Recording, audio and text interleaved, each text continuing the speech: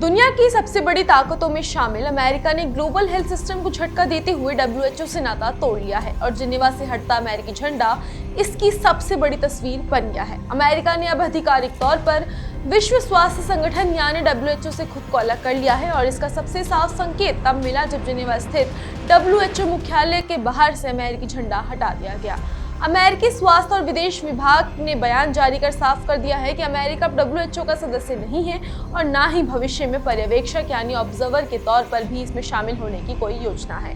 America का कहना है कि वह बीमारियों की निगरानी, महामारी से निपटने और सार्वजनिक स्वास्थ्य से जुड़े कामों के लिए डब्ल्यूएचओ जैसे अंतर्राष्ट्रीय संगठनों पर निर्भर न रहने के बजाय सीधे अन्य देशों के साथ मिलकर काम करेगा। यानी साफ शब्दों में कहें तो अमेरिका अब अपनी शर्तों पर अपने तरीके से ग्लोबल हेल्थ डिप्लोमेसी चलाना चाहता है। इस फैसले के पीछे अमेरिका ने डब्ल्यूएचओ पर कोविड-19 महामारी के दौरान गंभीर विफलताओं का आरोप लगाया। अमेरिकी अधिकारियों का कहना है कि डब्ल्यूएचओ समय पर सही फैसले नहीं ले पाया, जिसकी वजह से दुनिया को भारी नुकसान उठाना पड़ा और अमेरिका को भी खरबों डॉलर का नुकसान हुआ। हालांकि दिलचस्प बात यह है कि पिछले एक साल से लगातार विशेषज्ञ और ग्लोबल हेल्थ एक्सपर्ट चेतावनी दे रहे थे कि अमेरिका के बाहर निकलने से न सिर्फ अमेरिकी बल्कि पूरी दुनिया की सार्वजनिक स्वास्थ्य सेवाओं को नुकसान पहुंच सकता है।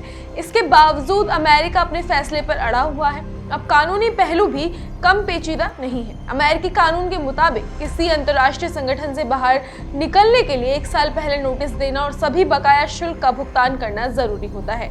डब्ल्यूएचओ का दावा है कि अमेरिका पर करीब 26 करोड़ डॉलर का बकाया है, जिसमें 2024 और 25 की फीस भी शामिल है जो अब तक नहीं चुकाई गई। डब्ल्यूएचओ के प्रवक्ता ने साफ कहा कि अमेरिका ने ये भुगतान नहीं किया है। वहीं दूसरी तरफ अमेरिकी विदेश विभाग के एक अधिकारी ने पलटवार करते हुए कहा कि अमेरिकी जनता पहले ही डब्ल्यूएचओ को बहुत ज्यादा पैसा दे चुकी है और कानून में ऐसा कोई स्पष्ट नियम नहीं है कि बाहर निकलने से पहले पूरा भुगतान अनिवार्य होता है।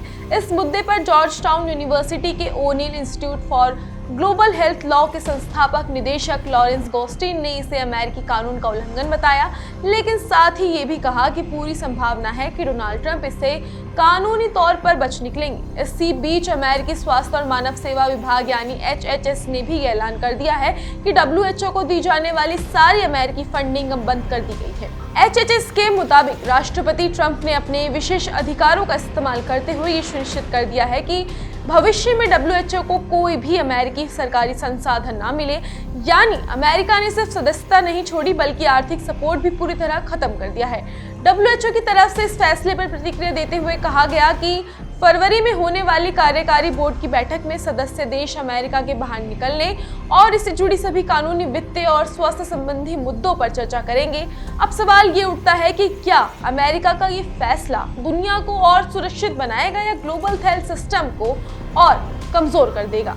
क्या बिना डब्ल्यूएचओ के अमेरिका बीमारी और महामारी से बेहतर तरीके से निपट पाएगा या फिर आने वाले वक्त में इस फैसले की कीमत पूरी दुनिया को चुकानी पड़ेगी? यही वो सवाल है जिसके जवाब आने वाले समय ही देंगे।